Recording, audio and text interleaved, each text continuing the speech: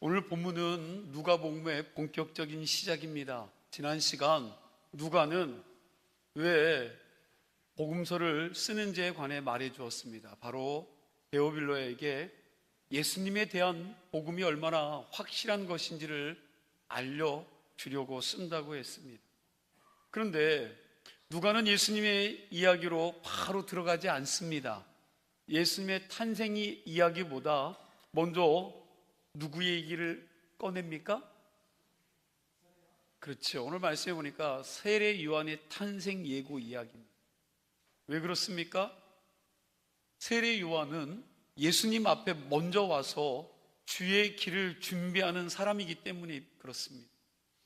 예수님이 역사의 주인공이라면 세례 요한은 그 주인공이 등장하도록 길을 닦는 조연이라고 할 수 있습니다. 그런데 성경을 보면 하나님은 이 조연도 아무렇게나 세우지 않으신다는 거예요. 하나님의 때에 하나님의 방법으로 하나님의 사람을 준비하시는 줄로 믿으시기 바랍니다. 여러분, 성경을 가만히 보면 하나님의 구원 역사가 어두운 시대에 한 아기의 탄생으로 시작되는 경우가 많습니다. 이스라엘 백성들이 애굽에서 400년 넘게 종살이하며 살 때, 그들이 고통당할 때에 하나님의 역사가 어디에서 시작되어집니까?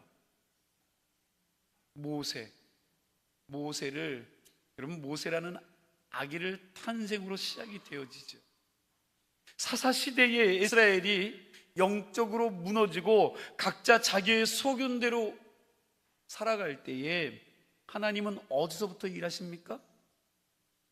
한나지요. 한나의 기도를 통해서 사무엘이라는 아기를 주시는 데부터 시작을 하십니다. 그리고 말라기 이후에 오랫동안 하나님의 말씀이 들리지 않았던 어두운 시대, 로마 지배 아래에 이스라엘 백성들이 눌려있던 그 시대에 하나님께서 어디서부터 또 일을 시작하십니까? 세례 요한과 예수님의 탄생 이야기로부터 시작하십니다. 그러니까 오늘 본문은 단순히 나이 많은 부부에게 아들이 생기는 축복의 이야기만이 아닙니다. 하나님께서 긴 침묵을 깨시고 구원의 새 시대를 여시는 이야기가 오늘 말씀이에요. 우리 오늘 본문 5절 말씀을 함께 읽어보겠습니다. 5절 말씀입니다. 유대왕 헤롯 때에 아비야의 반열에 제사장 한 사람이 있었으니 이름은 사가랴요 그의 아내는 아론의 자손이니 이름은 엘리사벳이라. 자, 오늘 본문에 유대왕 헤롯 때라고 시작을 하죠. 이 헤롯에 대한 이야기는 이미 여러분과 제가 사도행전을 통해서 많이 이야기를 했습니다. 헤롯은 정치적으로는 아주 능력이 있는 사람이었습니다. 건축을 잘해서 예루살렘 성전도 크게 증축을 했고요, 가이사라 같은 도시도 로마식으로 아주 멋지게 만들어 놓았습니다. 사람의 눈으로 보면 대단한 지도자처럼 보였습니다. 그런데 영적으로 보면 어떻습니까? 아주 잔인하고 교활한 사람이었습니다. 자기 왕권을 누군가가 위협한다고 생각하면 여러분 그들을 가만두지 않습니다. 가족도 그만두지 않아요. 아내도 죽였고 아들도 죽였습니다. 마태복음에 보면 예수님이 태어났다는 소식을 듣고 베들레헴 근처에 2살 여러분 아래의 산의 아이들은 모조리 다 죽이게 한 사람이 바로 누구예요? 이 헤롯입니다. 겉으로는 성전을 크게 쥐어주는 그런 왕이었지만 속으로는 하나님을 두려워하지 않는 왕이었습니다. 겉으로는 종교를 이용했지만 속으로는 자기 권력을 섬겼던 사람입니다. 이런 사람이 다스리는 시대였습니다. 정치적으로 어두웠고요, 영적으로는 더 어두웠습니다. 하나님의 말씀은 희미했고 제사장들은 수없이 많았지만 참된 영적인 지도력이 약했습니다. 백성들은 로마 지배 아래에 눌려 있었고 세상 어디를 보아도 소망이 없는 시대였습니다. 그런데 여러분, 성경은 이런 때를 무엇이라고 이야기합니까? 사람의 눈에는 절망적인 때이지만 하나님 눈에는 하나님께서 뭐 하시기? 일하시기 좋을 때라고 믿으시기 바랍니다. 우리가 자주 부르는 찬양 가운데 이런 게 있죠. 날이 저물어 갈 때 빈들에서 걸을 때, 그때가 누구의 때? 네, 하나님의 때일 수 있다는 거예요. 인간의 힘으로 안 될 때 하나님이 개입하시는 거지요. 사람이 다 끝났다고, 아무것도 소용없다고, 이젠 정말로 망했다고, 모든 것들이 끝났다고 이야기할 때 누가요? 하나님께서 시작하신다는 거.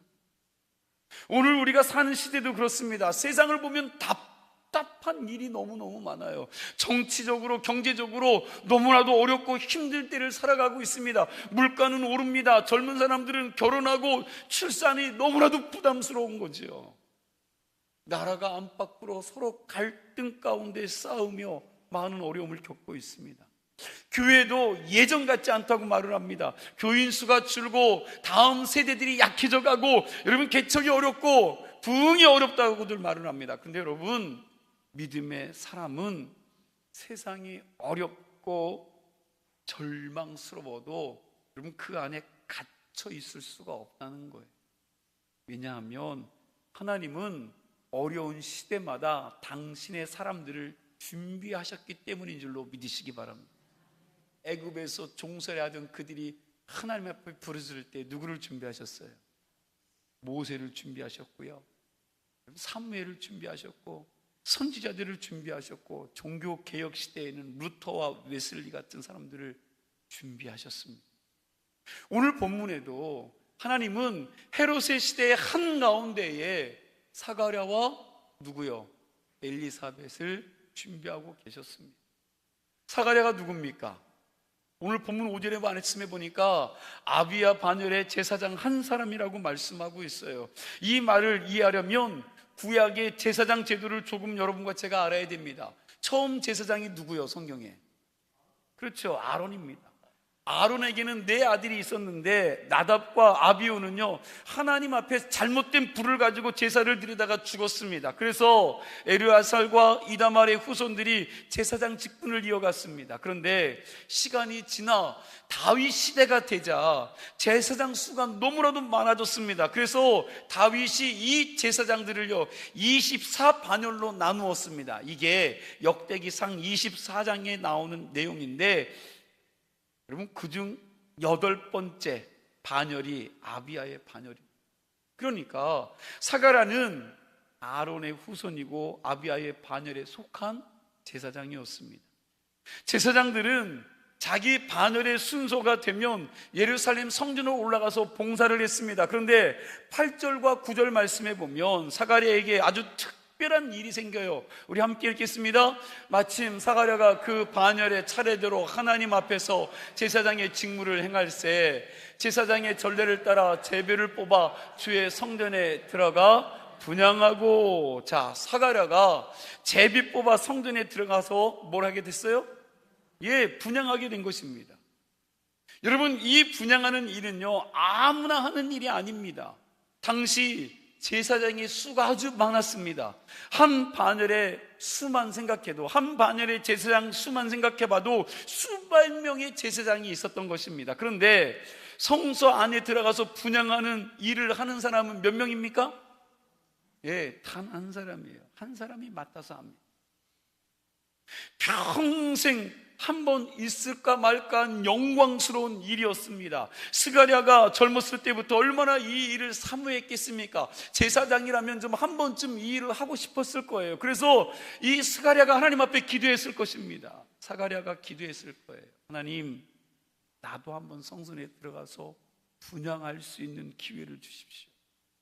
나도 하나님 성소에 들어가서 하나님께 분향 드리고 싶었습니다. 아마 이렇게 기도했을 거예요. 그런데 젊은 때는 안 뽑혔습니다. 중년이 됐는데도 안 뽑혔어요. 나이가 많아졌습니다. 이제는 모든 것들을 포기할 수밖에 없는 나이가 들은 거죠. 그런데 그런 나이가 많아진 어느 날 드디어 이 사가랴가 뽑힌 것입니다. 사람 눈에는 제비뽑기예요. 그러나 성경은 이 제비뽑기를 뭐라고 말하느냐? 잠언 16장 33절에 이렇게 말씀을 해요. 우리 함께 읽겠습니다. 제비는 사람이 뽑으나 모든 일을 작정하기 여호와께. 아멘. 제비는 누가 뽑아요? 사람이 뽑아요. 그러나 그 일을 작정하시는 분은 누구라고요? 하나님이라는 이 말씀처럼 믿음의 눈으로 보면 그것은 하나님의 섭리라는 것입니다. 여러분, 우리 인생에도 이런 순간들이 있습니다. 사람 눈에는 우연처럼 보이지만 지나고 나면 하나님이 정하신 때가 있다라는 거예요. 내가 계획한 것은 아닌데 하나님께서 그 자리에 부르신 것입니다. 내가 잘나서 된 건 아니라 하나님의 은혜로 세워진 것입니다. 우리가 직분을 받는 것도 그렇습니다. 교회에서 섬기게 된 것도 그렇지요. 내가 대단해서가 아닙니다. 내가 엄청난 지식과 엄청난 힘을 가지고 있어서가 아니에요. 누가요? 하나님이 나를 불러주신 거예요.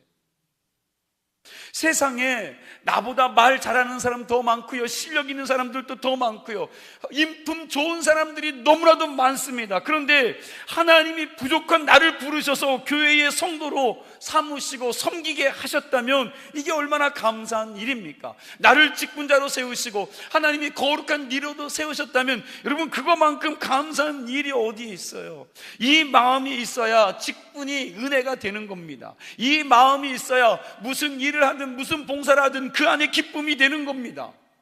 이 마음이 있으면 섬김이 짐이 되는 것이 아니라 기쁨이 되는 거예요. 그런데 이 마음이 사그라들지면 어때요? 여러분, 섬기는 것이 짐이 돼요. 사가랴는 일생일대의 감격스러운 마음으로 성소에 들어갔을 것입니다. 그날은 자기 인생에 있어서 가장 거룩하고 특별한 날이었을 것입니다. 그런데 하나님은 그 분향의 자리에 더 놀라운 일들을 준비하고 계셨던 거예요. 오늘 본문 6절과 7절 말씀을 함께 읽겠습니다. 이 두 사람이 하나님 앞에 의인이니 주의 모든 계명과 규례대로 흠이 없이 행하더라. 엘리사벳이 잉태를 못함으로 그들에게 자식이 없고 두 사람의 나이가 많더라. 자, 사가랴와 엘리사벳은 하나님 앞에 뭐였대요? 의인. 오늘날 의인을 찾아보기가 힘들겠죠. 그런데 이 사람들을 뭐라고 말하냐면 의인이라고 말합니다. 주의 계명과 규례대로 흠없이 행한 사람들이라고 이야기해요. 그런데 이들에게 뭐가 없어요? 자식이 없어요. 여러분, 이게 참 현실적인 말씀이죠. 생각해 보세요. 우리는 신앙 좋으면 모든 일들이 슬슬 풀리는 거라고 생각하지 않습니까? 믿음 좋으면, 내가 교회 일 많이 하면, 거룩한 일들을 많이 감당하면, 여러분, 그렇게 진실하게 살면 우리의 삶들이, 우리의 신앙이 그렇게 좋으면 모든 것들이 슬슬 풀려야 된다고 생각을 합니다. 적어도 하나님 앞에 의인이라고 인정받을 정도면 자녀가 잘 되고 하는 사업이 잘 되고 건강이 좋아져야 되고 여러분 가정이 화목해야 되고 내가 하는 모든 것들이 경제적인 것도 넉넉하고 차고 넘쳐야 좋은 거 아닙니까? 그런데 오늘 성경은 뭐라고 말해요? 그렇게 말하지 않습니다. 하나님 앞에 의인이었지만 뭐가 없다? 자식이 없었습니다. 여러분, 신실하게 살았지만 결혼 생활 내내 오래된 아픔들이 그 안에 있었던 겁니다. 기도는 했지만 이 기도가 지연되었습니다. 여기서 우리가 배울 수 있는 게 뭡니까? 신앙이 좋은 사람에게도 뭐가 올 수 있다? 고난이 올 수 있다는, 어려움이 올 수 있다는 겁니다. 예수 잘 믿어도 병들 수 있다는 겁니다. 기도 많이 해도 어려운 일들이 우리 안에 올 수 있다는 거예요. 충성스러운 성도들도 마음 아픈 일들, 두려운 일들이, 이런 문제들이 우리 안에 생겨난다는 것입니다. 그러므로 다른 사람이 어려울 때에 여러분 함부로 판단하면 안 됩니다. 무슨 죄가 있어서 저런 일들이 생겼을까? 뭘 잘못해서 저렇게 힘들게 살까? 그럼 이렇게 말하면 돼요? 안 돼요? 안 돼요. 성경은 안 된다고 그래요. 욥의 친구들이 그렇게 했다가 하나님께 책망을 받았지 않습니까? 우리가 모르는 하나님의 뜻이 있습니다. 우리가 보지 못하는 하나님의 시간이 있는 줄로 믿으시기 바랍니다. 사가랴와 엘리사벳에게 자식이 없었던 것은 단순한 불행으로 끝나지 않습니다. 하나님은 그 긴 기다림 속에 세례 요한을 준비하고 계셨던 것입니다. 여러분, 이것이 구원의 역사예요. 사람은 내 아픔만 보지만 하나님은 그 아픔을 통해서 더 큰 역사를 준비하고 계십니다. 사람은 왜 내게 자식이 없습니까? 라고 묻지만 하나님은 내가 내 가정을 통해서 메시아의 길을 준비할 사람을 보내겠다고 말씀하시는 줄로 믿으시기 바랍니다.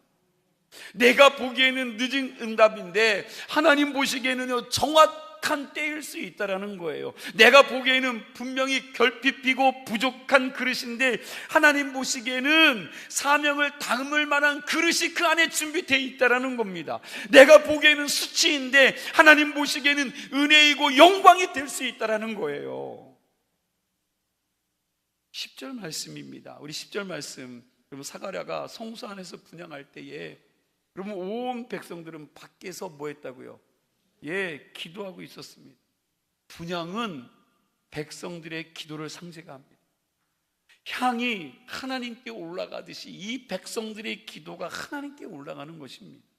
그때 주의 사자가 나타납니다. 11절과 12절 말씀 우리 함께 있습니다. 주의 사자가 그에게 나타나 향단 우편에 선지라.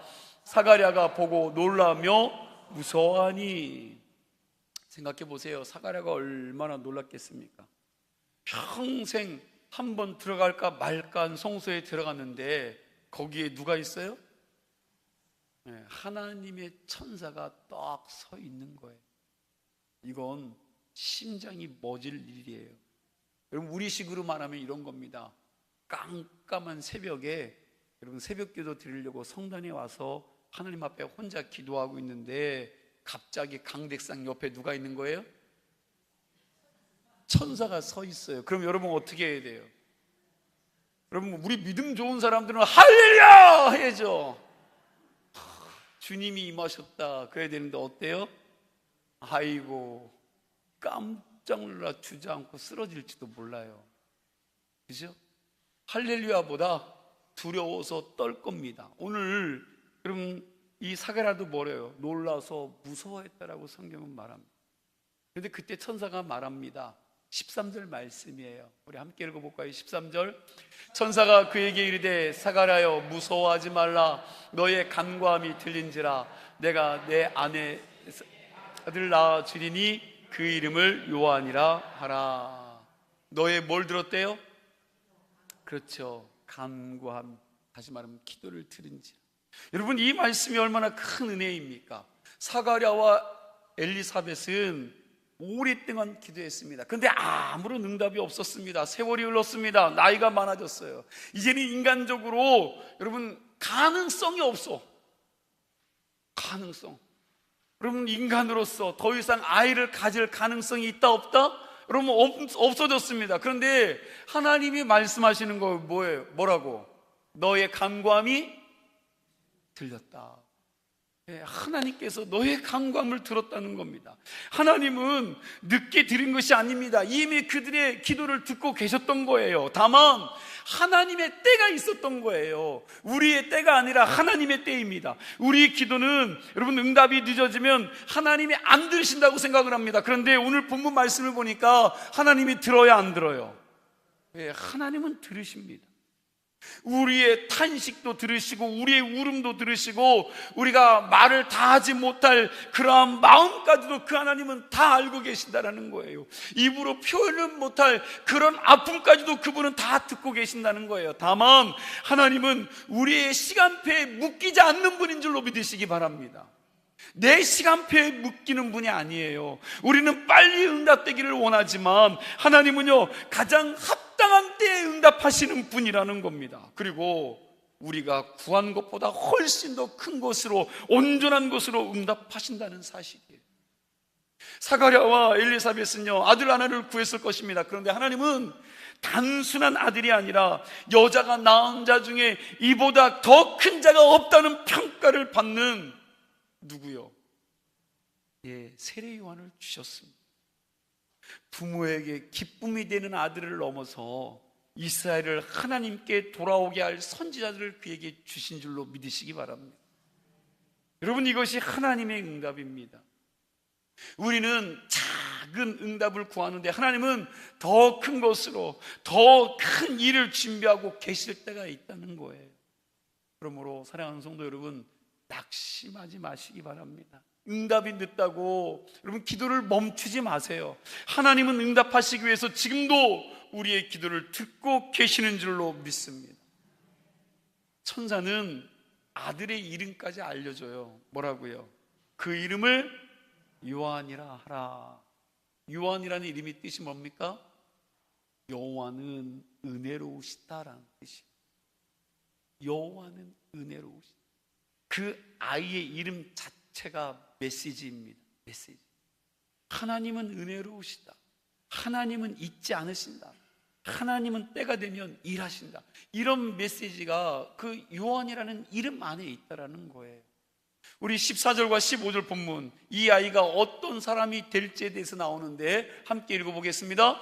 너도 기뻐하고 즐거워할 것이요 많은 사람도 그의 태어남을 기뻐하리니 이는 그가 주 앞에 큰 자가 되며 포도주나 독한 술을 마시지 아니하며 모태로부터 성령의 충만함을 받아. 자, 요한은 부모에게만 기쁨을 주는 아이가 아닙니다.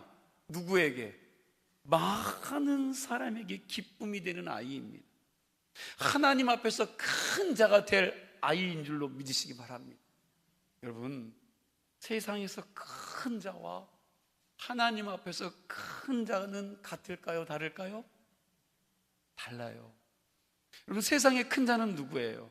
세상은 돈 있고 권력 있고 여러분 명예가 있고 이름이 있고 영향력이 있는 사람을 큰 사람이라고 말합니다. 많은 지식을 가지고 있고 뭐 몇 가지의 박사를 가지고 있는 이런 사람들을 큰 자라고 말해요. 그러나 하나님 앞에서의 큰 자는 하나님의 뜻을 이루는 사람인 줄로 믿으시기 바랍니다.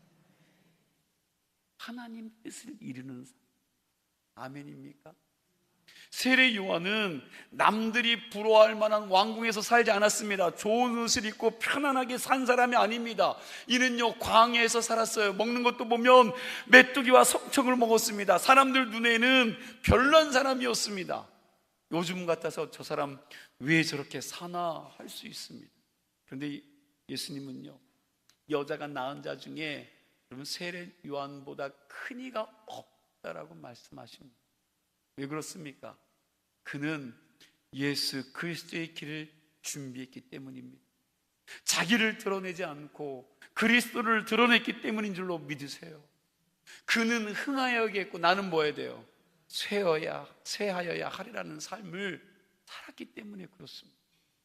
여러분, 세상은 자꾸 여러분과 저에게 뭐가 되라고? 주인공이 되라고 이야기합니다. 여러분, 교회에서도 자꾸 주인공이 되려고 하니까 어때요? 어려운 거예요. 그러나 하나님 나라에서는요 주인공을 드러내는 조연들이 필요하다라는 거예요. 그런 역할을 하는 사람들이 참 귀한 게 교회입니다. 우리의 주인공은 오직 누구요? 예수님 뿐입니다. 우리는 예수님이 드러나도록 길을 준비하는 사람들인 줄로 믿습니다. 교회도 그렇습니다. 여러분, 내가 자꾸 드러나면 교회 안에 시험이 생깁니다. 그러나 예수님이 드러나면 드러날수록 은혜가 돼요. 내가 나를 드러내려고 하다가 드러내지 않으면 시험 들어요. 그래서 교회 나오지 않습니다. 때로는 예수까지 버립니다. 그러나 교회 안에서 내가 아니라 주님을 드러낼 준비를 하는 자들은 복이 있다라는 거예요. 은혜가 있습니다. 직분도 그렇고 봉사도 그렇고 찬양도 그렇고 여러분 강단에서 설교하는 목사도 그렇습니다. 결국 누구를 드러내야 돼요? 예수님 드러내야 된다는 거예요. 오늘 보면 15절 말씀 보면 요한은 포도주나 독한 술을 마시지 않고 모태로부터 성령의 충만함을 받을 것이라고 말씀을 하고 있어요. 이것은 요한이 특별히 구별된 사람이라는 뜻입니다. 나시린의 모습과도 연결이 됩니다. 삼손과 사무엘처럼 하나님께서 특별히 구별된 자로 사명을 주시는 자 아닙니까? 그리고 오늘 보면 16절과 17절이 아주 중요한데 우리 뜻을 생각하면서 16절과 17절 말씀 함께 있습니다. 이스라엘 자손을 주 곧 그들의 하나님께로 많이 돌아오게 하겠습니다. 그가 또 엘리야의 심령과 능력으로 주 앞에 먼저 와서 아버지의 마음을 자식에게 거스르는 저를 의인의 슬기에 돌아오게 하고 주를 위하여 세운 백성을 준비하리라. 아멘. 여기 보면 구약과 신약을 연결하게 되는 모습을 봐요. 그럼 구약의 마지막 책 말라기에서는 하나님께서 크고 두려운 날이 이르기 전에 누구를 보내겠다고? 엘리야를 보내겠다라고 약속한 말씀이 나와요. 그런데 누가는 세례 요한이 바로 그 엘리야의 심령과 능력으로 온 사람이라고 오늘 말씀하고 있습니다.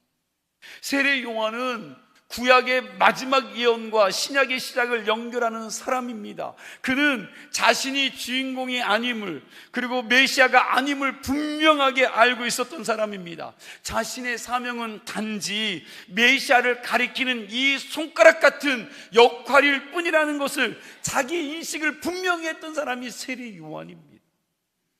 그는 빛이 아니고 빛이신 예수님에 대하여 증언하러 온 사람이었습니다. 여러분, 이것이 예수를 바르게 믿는 사람들의 삶입니다. 우리는 구원자가 아니에요.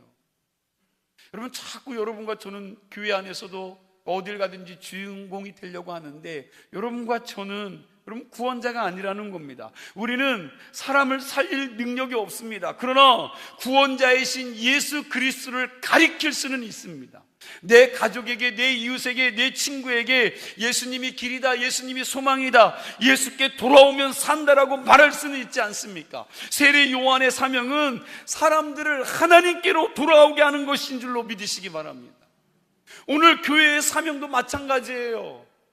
오늘 여러분과 저의 사명도 마찬가지입니다. 사람들이 하나님께 돌아오게 하는 것입니다. 여러분, 교회가 무엇을 해야 합니까? 행사도 필요하고요, 모임도 필요하고 봉사도 필요합니다. 그러나 진짜 본질은 이 주문진 안에 있는 15,000명의 영혼들을 향해서 그들에게 부르짖고 그들에게 복음을 전파하며 하나님께 돌아오게 하는 일을 감당하는 게 교회인 줄로 믿으시기 바랍니다. 하나님을 떠난 사람, 믿음을 잃은 사람, 상처받고 멀어진 사람, 복음을 모르는 그 사람들을 주님께로 돌아오게 하는 일을 하는 거예요. 저와 여러분들도 많은 사람들에게 기쁨을 주는 사람이 되시기를 바랍니다. 사람들을 하나님께로 돌아오게 하는 통로가 되시기를 축복합니다. 하나님 앞에서 큰 자로 인정받는 성도들 되시기를 축원합니다. 그런데 문제는 사가랴의 반응입니다. 18절 말씀이요, 우리 18절 말씀 함께 있습니다.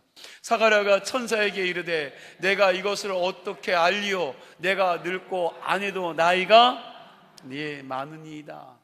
여러분, 이 장면을 보면 좀 위로가 되지 않습니까? 사가랴도 우리와 별반 다르지 않은 사람이라는 거예요. 천사가 나타나서 하나님의 말씀을 전했으면 여러분, 그거에 대해서 어떻게 해요? 믿음으로 반응해야죠. 아멘, 할렐루야, 맞습니다, 그대로 될 줄로 믿습니다, 그래야 되는데 사가랴가 먼저 뭘 생각해요? 인간적인 생각을 합니다. 인간적인 생각. 내가 늙었는데, 나만 늙은 게 아니라 아내가 늙어서 아이를 낳을 수가 없는데 이게 어떻게 가능해? 이게 말이 되는 소리야? 여러분, 사가랴가 직분이 뭐라고요? 제사장이에요. 그러면 하나님의 말씀을 아는 자예요, 모르는 자예요? 하나님의 말씀을 아는 사람. 그러면 아브라함과 사라의 이야기를 알았을까요? 몰랐을까요? 몰랐어요? 알았을 것입니다. 한나가 사무엘을 어떻게 얻었는지 이야기를 몰랐을까요? 알았습니다. 다 알았을 거예요. 그런데 이게 자기의 일이 되니까 믿어져요, 안 믿어져요? 안 믿어지는 거예요. 이게 오늘 여러분과 제 모습 아닙니까? 성경에 있는 이야기는 믿어져요. 성경의 이야기는 믿습니다. 남의 간증은 너무나도 은혜스럽게 들어요. 그렇지, 저렇게 역사하시지, 응답하시지. 남의 간증들은 얼마나 눈물을 흘리면서 은혜롭게 듣는지 몰라요. 그런데 내 문제 앞에서는 여러분, 믿음이 어떻게 돼요? 작아지기도 하지만 믿음이 없어져. 이게 내 일이 되면 믿음이 없어져요. 기도는 합니다. 그런데 정말 내 기도가 응답될까? 이게 잘 믿어지지 않아요. 하나님, 이 문제 해결해 주셔야 됩니다. 이 문제 해결될 줄로 믿습니다. 속으로 기도하죠. 뭐 큰 소리도 기도해요. 그런데 속으로는 설마 되겠어? 예를 들어볼까요? 무슨 행사가 있어요. 그래서 내일 비가 오면 안 돼. 그러면 비 오지 않게 해달라고 간절히 자면서 기도하고 하나님 앞에 또 기도하고 또 기도했어. 내일 비 오면 안 됩니다. 하나님, 큰 행사가 있어요. 우리 자녀들 뭐 일해야 됩니다. 비 오면 큰일 납니다. 행사 망칩니다. 그러고요, 아침에 나갈 때 뭘 챙겨가요? 여러분과 제가 그런 신앙 하잖아요. 여러분과 제가 그렇게 신앙생활 하잖아요. 기도는 간절하게 했어. 그런데 그 다음날 보니까 우산을 챙깁니다. 왜 그럴까요? 마음속 한켠에 하나님이 응답 안 하실 수도 있으니까 하는 이 불안함이 숨어 있어서 양다리를 거치는 겁니다. 여러분, 믿음은 현실을 모르는 척하라는 것이 아닙니다. 사가랴의 현실은 분명했어요. 늙었습니다. 아내도 나이가 많이 들었어요. 인간적으로 생각하면 불가능했습니다. 그러나 믿음은 현실보다 더 크신 하나님을 바라보는 건 줄로 믿습니다. 현실은 사실이지만 하나님은 진리입니다. 현실이 강하지만 하나님은 전지전능하신 분인 줄로 믿으시기 바랍니다. 사가랴는 우리처럼 하나님의 말씀보다 자기의 형편을 먼저 보았습니다. 그래서 믿지 못한 거예요. 천사 가브리엘이 말합니다. 19절 말씀이에요. 우리 함께 읽겠습니다. 19절, 천사가 대답하여 이르되 나는 하나님 앞에 서 있는 가브리엘이라. 이 좋은 소식을 전하여 내게 말하라고 보내심을 받았노라. 자, 가브리엘은 하나님 앞에 서 있는 천사입니다. 이 천사가 어디에 나오냐면 다니엘서에서도 나오는 천사입니다. 하나님의 구원 계획을 전할 때 등장하는 천사예요. 그런 가브리엘이 하나님의 메시지를 가지고 온 겁니다. 그런데 사가랴가 믿어요? 못 믿어요? 믿지 못하자 20절에 이렇게 말씀하시죠. 20절 말씀도 우리 함께 읽어볼까요? 보라, 이 일이 되는 날까지 내가 말 못하는 자가 되어 네가 말을 못하리니 이는 네가 내 말을 믿지 아니함이거니와 때가 이르면 내 말이 이루어지리라 하더라. 아멘. 사가랴는 이렇게 말을 못하게 됩니다. 이것은 징계이기도 하고 표징이기도 합니다. 말로 섬기는 제사장이 말을 못하게 되었습니다. 하나님이 그의 입을 어떻게 닫으셨습니다. 왜입니까? 믿음 없는 말은 차라리 하지 않는 게 더 낫다는 거예요. 여러분, 우리가 은혜가 떨어지면 제일로 조심해야 될 게 뭘까요? 네, 바로 입이요. 입. 믿음이 약해졌을 때는요, 말을 줄이는 게 은혜를 지키는 비결이고 방법이에요. 여러분, 믿음이 약해지면 자꾸 뭐가 나와요? 불평이 나옵니다. 부정적인 말이 나와요. 낙심된 말이 나옵니다. 그냥 상처를 주는 말들을 쏟아내요. 그러다 보면 뭐가 무너져요? 내 가정이 무너지고요, 공동체가 무너지고 여러분들이 속해 있는 직장들이 무너져요. 여러분, 성경은 말하죠. 여리고 성을 돌 때에 오죽하면 하나님께서 그 백성들에게 입 다물고 너희들 입 다물고 성전을 돌라고 명령하셨겠습니까? 침묵하라고 하신 데는 이유가 있어요. 누군가가 야, 우리가 이렇게 돈다고 이 어마어마한 성이 무너지겠냐?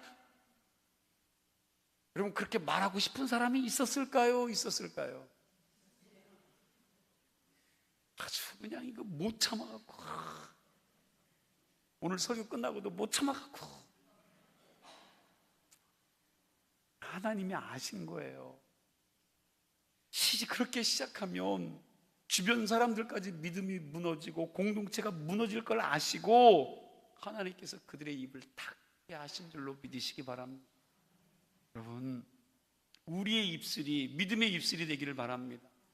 불평과 원망을 퍼뜨리는 입술이 아니라 소망을 전하는 입술이 되기를 간절히 축복합니다. 낙심을 말하는 입술이 아니라 사람을 하나님께 돌이키는 입술이 되기를 간절히 축복합니다. 그런데 여기서 진짜 감사한 것은 사가랴의 믿음이 부족했어도 하나님의 말씀이 취소가 되어 그대로 진행이 돼요. 하나님의 말씀이 취소가 안 된다는 거예요. 20절 마지막이 중요한데 이렇게 고백하죠. 때가 이르면 내 말이 어떻게 된다고요? 이루어지리라. 사가랴의 믿음이 부족해도 하나님의 말씀은 이루어지는 줄로 믿으시기 바랍니다. 아멘. 연약한, 여러분, 사람은 연약해도 하나님은 신실하세요. 우리의 믿음이 흔들릴 때 하나님의 약속은 흔들리지 않는 줄로 믿으시기 바랍니다. 이것이 은혜요, 이것이 은혜. 오늘 말씀을 정리하겠습니다. 헤롯의 시대는요, 암담하고 어두웠지만 하나님은 그 시대 속에서 세례 요한을 준비하고 계셨습니다. 오늘날 우리가 사는 이 시대도 어둡지만 준비한 한 사람 한 사람, 준비된 한 사람 한 사람을 통해서 하나님께서 여전히 일하고 계심을 믿으시기 바랍니다. 응답이 좀 늦어도 여러분들의 기도는 결코 사라지지 않고 반드시 그 기도는 가장 하나님의 합당한 때에 여러분 응답되어진다는 걸 믿으시기 바랍니다. 입술을 조심하시고 하나님의 말씀을 믿음으로 붙잡으시기를 축복합니다. 세례 요한처럼 예수님을 드러내는 삶을 살아내는 믿음의 조연들이 되셔서 많은 사람들을 하나님께 돌아오게 하는 기쁨의 통로가 되는 교회와 성도들이 되기를 주의 이름으로 간절히 축원합니다.